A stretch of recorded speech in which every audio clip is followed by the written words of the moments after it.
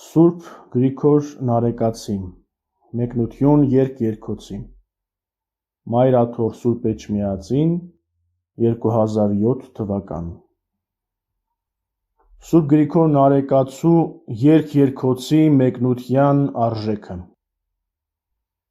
Առաջին անգամ արևելահայ աշխարհաբարով ընթերցողի դատին ներկայացվող մեկնողական աշխատությունը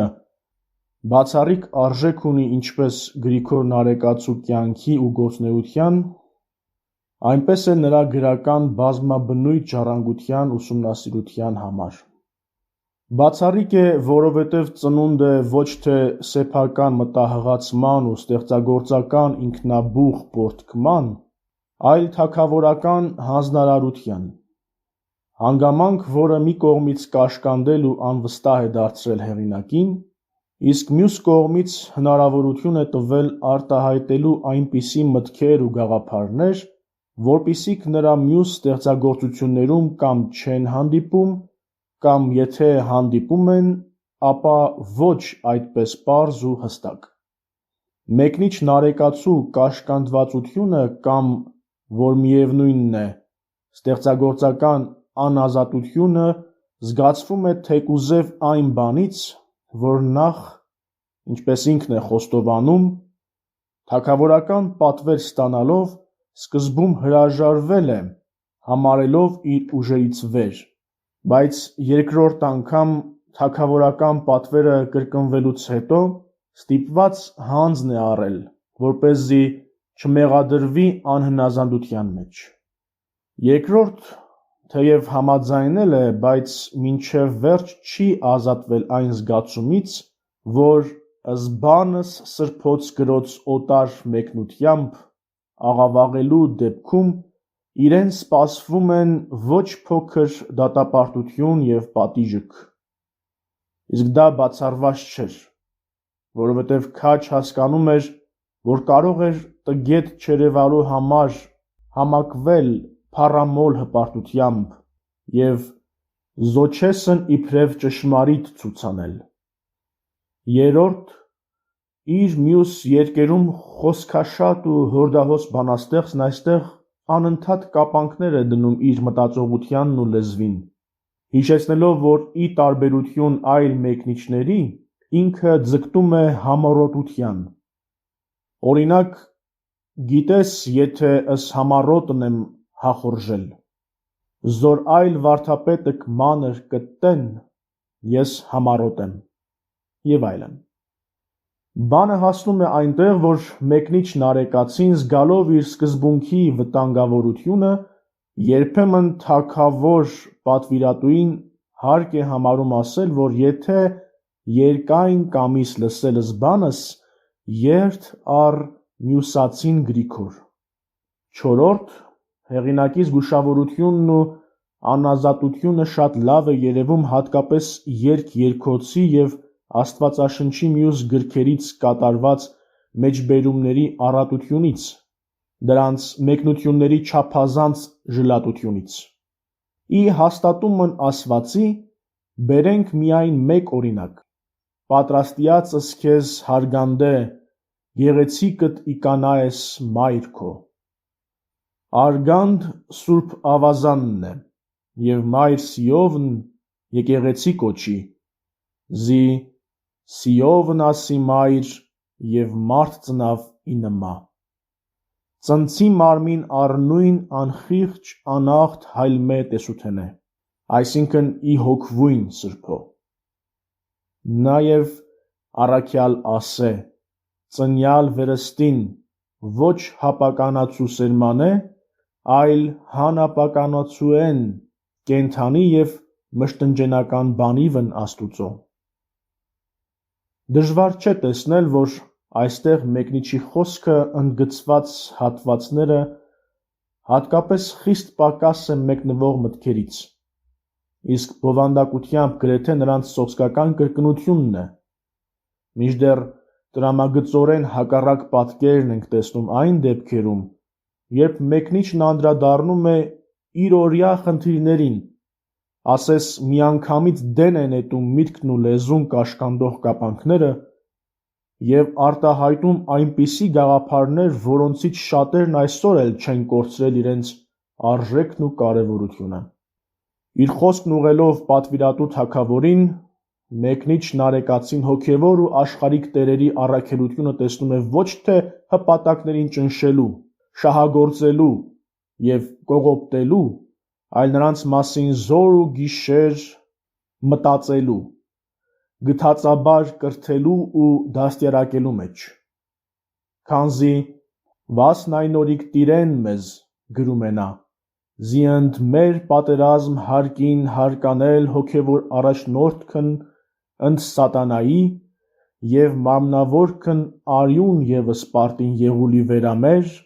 և պատերազմ տալ թշնամյաց, և եթե կարասյավ, և եթե մահվամբ, թափել ի թշնամյաց, և դատ առնել իրավամք անակնառությամբ հանգիստ որպես Զաստուծո սպասավորս, և զամենայն մարդոտուն որպես զյուր համարել»։ Չեմ ցանկանում այս կարգի մեջբերումներով անհարկի ծանրաբեռնել ընթերցողի միտքը, վստահ լինելով, որ ուշադիր ընթերցելու դեպքում նա ինքը կարող է զգալ և հասկանալ մեկնիչ Նարեկացու արտահայտած այսօրինակ մտքերի արժեքն ու գինը։ Գրիգոր Նարեկացու գրական ողջ ժառանգության մեջ բացառիկ է սույն մեկնության արժեքը նաև այն տեսակետից, որ նրա բոլոր գործերից միակն է, որ ունի հեղինակի կողմից նշված գրության ստույգ թվական, որը կարող է մասամբ կողմնորոշիչ լինել Նարեկացու անունով մեզ հասած առանձին գործերի գրության ժամանակն ու հեղինակային պատկանելիության հարցը լուծելու համար։ Օրինակ, եթե մինչև վերջերս որոշ նարեկացիագետներ մերժում էին համառոտյուկ բան խրատու երկը, բանաստեղծի գրչին պատկանելու փաստը, ապա մենք ընդհակառակը, մանրամասն համեմատելով այդ աշխատության երգ-երգոցի մեկնության և Մատյանի բովանդակությունն ու լեզուն, հանգել ենք այն անխախտ համոզման, որ անվերապահորեն Նարեկացին է նրա հեղինակը, և որ այն գրվել է երգ-երգոցի մեկնությունից առաջ, որի հիման վրա էլ Գուրգեն Խաչիկ թագավորը պատվիրել է Նարեկացուն գրել երգ-երգոցի մեկնությունը։ Սույն մեկնությունը բացառիկ արժեք ունի նաև այն տեսակետից, որ գրված լինելով ստեղծագործական հասունության արշալույսին, հնարավորություն է տալիս հետևելու նրա հաջորդած ավելի քան քառորդդարյա ժամանակահատվածում բանաստեղծի ունեցած աշխարհայացքային, գաղափարական ու հոգեբանական էվոլյուցիայի ընթացքին և ըստ այդմ ավելի լավ հասկանալու կյանքի մայրամուտին ստեղծված մատյան ողբերգության հրաշք գլուխգործոցը։ Վերջապես, երգ-երգոցի մեկնությունը կարևորվում է նաև այն տեսակետից, որ նրա հանգամանալից ուսումնասիրությունը հնարավորություն է տալիս կտրականապես մերժելու առանձին հայագետների Ներսես Ակինյան և Գյուրեղ Քիպարյան առաջադրած այն թյուր տեսակետը, որ իբր Գրիգոր Նարեկացու անունով հասած մատենագրական ժառանգությունը պատկանում է երկու Գրիգոր Նարեկացիների, որոնցից գյուղական քահանա Գրիգոր Նարեկացին հեղինակել է երգ-երգոցի մեկնությունը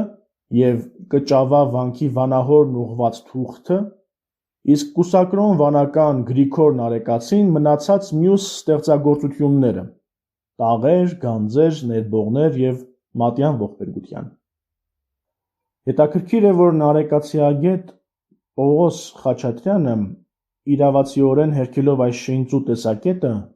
վերջում տողատակային ծանոթագրությամբ հարկ է համարել ավելացնելու, որ Ներսես Ակինյանի և Գյուրեղ Քիպարյանի տեսակետը մերժելու նպատակով մեր բերած փաստարկներն ու բացատրությունը կարող են այնքան էլ համոզիչ չթվալ, որ նշանակում է, թե խնդրի վերջնական լուծումը բանասիրությունից պահանջում է նոր պրպտումներ ու մերժման ավելի ծանրակշիռ ապացույցներ։ Բարեբախտաբար երկար պրպտելու կարիք չկա, որովհետև նման ծանրակշիռ ապացույցներ գտնում ենք հենց նույն մեկնության մեջ, որը, ցավոք,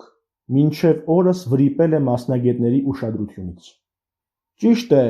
Մեկնության հիշատակարանում բանաստեղծը իրեն անվանում է Գրիգոր քահանայի Նարեկա, որդի Տիառն Խոսրովա անձավացիած եպիսկոպոսի, բայց նախ քահանա եզրը բնավ չի նշանակում միայն ամուսնացյալ, այլ քահանայական դասի մեջ մտել ու շարունակում են մնալ թե ամուսնացյալ և թե չամուսնացյալ քահանաները, այսինքն նաև վարդապետները։ Երկրորդ, բանաստեղծն ինքն իսկ ասում է, որ ինքը վարդապետ է, այսինքն կուսակրոն քահանա։ Մեկնության հենց սկզբում խոսքն ուղղելով պատվիրատու Գուրգեն Խաչիկ թագավորին, մեկնիչը գրում է. «Զի եթե նյուսացին Գրիգոր, որ կատարյալ վարդապետ էր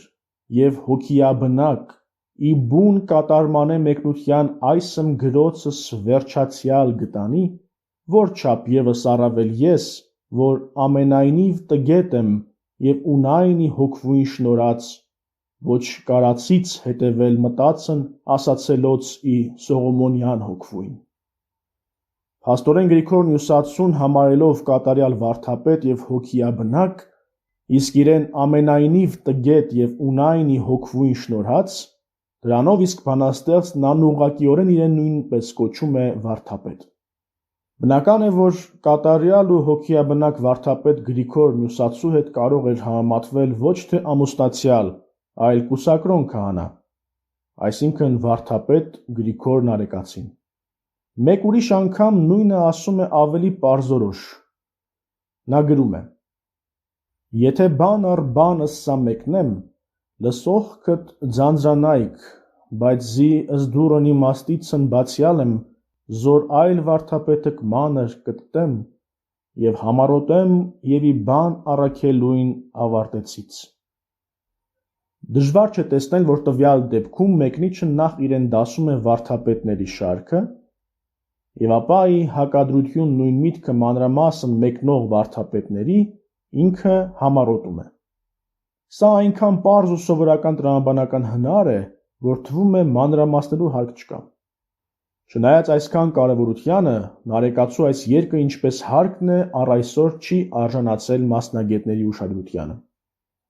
Բավական է ասել, որ այն մինչև օրս չունի քննական բնագիր։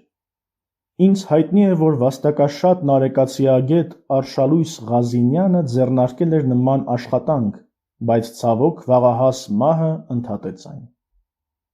Մեկնությունը Նարեկացու համեմատաբար քիչ հրատարակված գործերից է։ Ունեցել է գրաբար ընդամենը 4 հրատարակություն՝ Վենետիկ 1789, 1827, 1840, Իստանբուլ 1955։ Այն ունեցել է նաև արևմտահայերեն և իտալերեն ամբողջական, իսկ արևելահայերեն մասնակի թարգմանություն։ Փաստորեն երիտասարդ թարգմանիչ Վարդան Ֆերեշետյանը հայ գրական մեծագույն հանճարի այս կարևոր,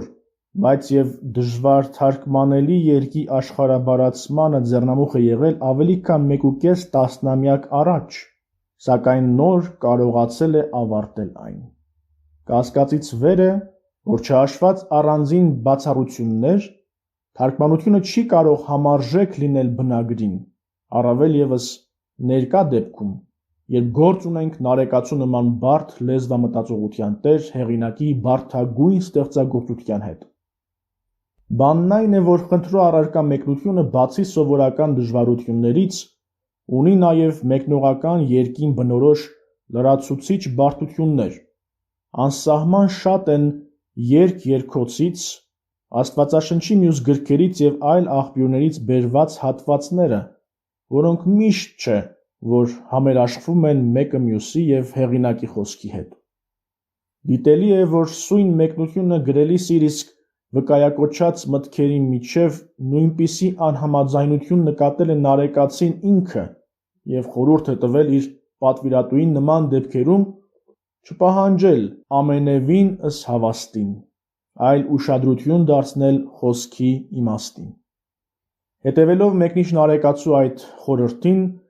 մենք էլ ցանկանում ենք խնդրել ընթերցողին, որ այս թարգմանությունն ընթերցելիս չպահանջի լեզվական բացարձակ համապատասխանություն, քանզի դա անհնարին է նույնիսկ ամենակատարյալ թարգմանության դեպքում, այլ հետևել միայն լեզվական կաղապարի մեջ արտահայտված մտածողությանը, այսինքն թարգմանության հաջողվածության կամ անհաջողվածության չափանիշ ընտրել ոչ թե լեզվական ձևերը, այլ մտածողության տրամաբանությունը, կառուցիկությունն ու հետևողականությունը։ Վստահ ենք, որ սա լինելով Նարեկացու կարևորագույն աշխատություններից մեկի արևելահայ աշխարհաբարով առաջին տպագրությունը, կունենա նաև այլ հրատարակություններ, որոնցից յուրաքանչյուրը մի նոր քայլ կլինի նարեկացիական լեզվի ու ոճի յուրացման ու աշխարհաբարացման ուղղությամբ։ Հուսով ենք, որ հաշվի առնելով այս ամենը, ընթերցողը ըմբռնումով կընդունի կատարված աշխատանքը, իսկ թարգմանիչը և հրատարակիչները սիրով հաշվի կառնեն այն բոլոր դիտողությունները, ցանկություններն ու առաջարկությունները, որոնք կարվեն հետագա հրատարակություններն ավելի կատարյալ տեսնելու նպատակով։ Հրաչյա Ղազարի Միրզոյան